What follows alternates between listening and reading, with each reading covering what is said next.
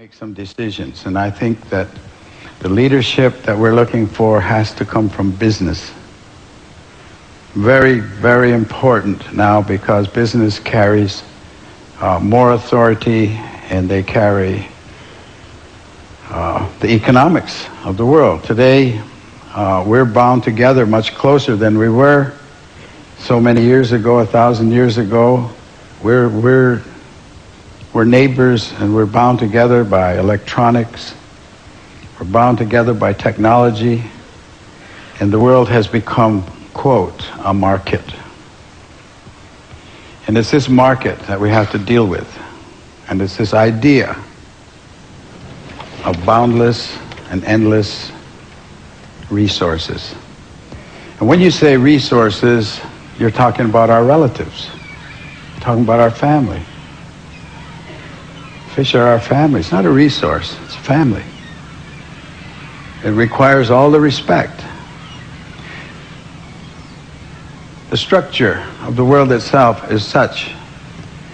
It functions on natural law, and the natural law is a powerful regenerative process. There's a process of regeneration that continues and grows and is endless. It's absolutely endless if everyone agrees to the law and follows the law. But if you challenge the law and you think you're going to change the law, then you're bound to failure. And in that failure will be a lot of pain, because the natural law has no mercy. It is only the law.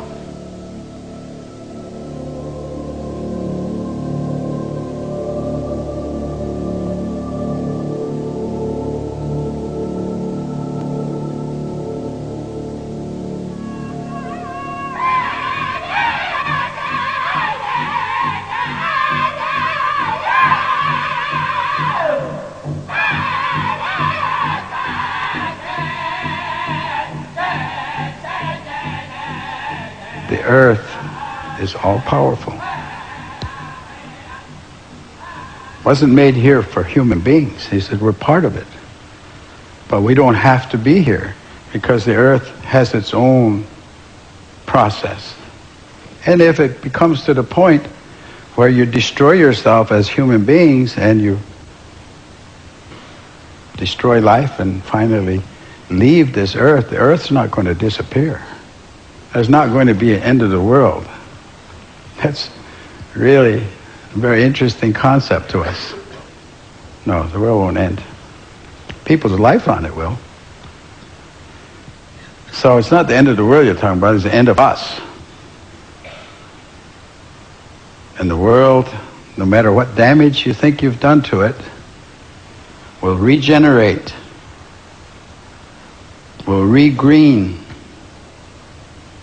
will redo everything that was here at one time, except there won't be any people. Because it's got all the time in the world.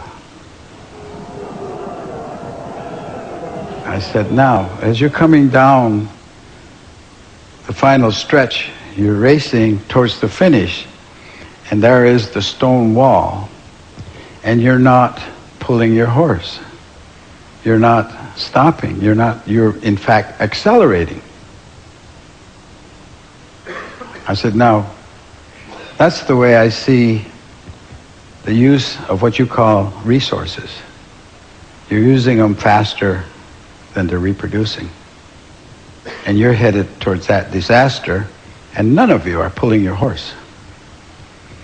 I said, take the example of a car race or racing cars. They have a yellow flag.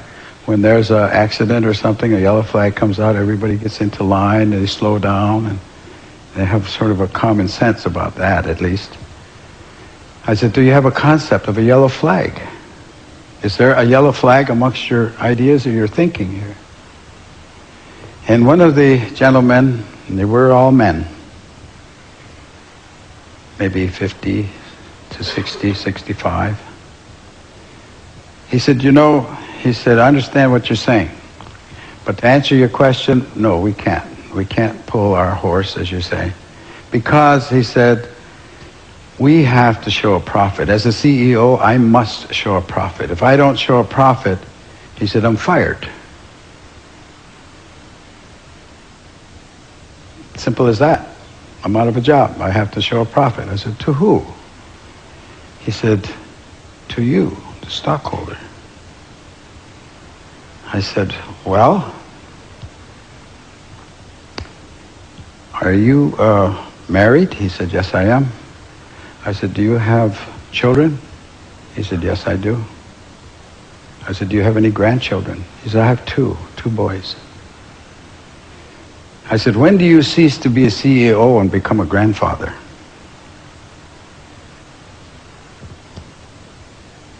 There was a lot of silence there, because that was a moral question. And if you don't have a moral question in your governing process, then you don't have a process that's going to survive.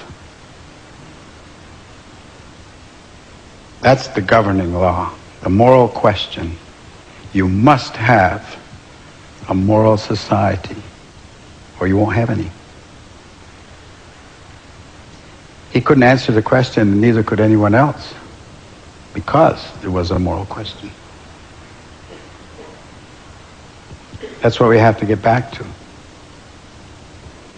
So they said, well, got kind of heavy silence there. So they said, look, you're a Indian, and we keep hearing about Indian prophecies. Can you give us a prophecy? Can you tell us a prophecy? And of course, I told him a lot, because I know a lot of them.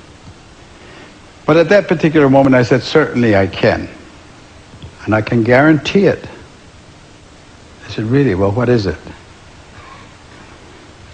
I said, next year you'll meet and nothing will have changed. And again, there was silence. We're moving in a very direct line to that stone wall. I do not believe personally that we have passed the line or the point of no return. But we're approaching it. We're approaching it. And every day that you don't do what's right is a day that you've lost an option.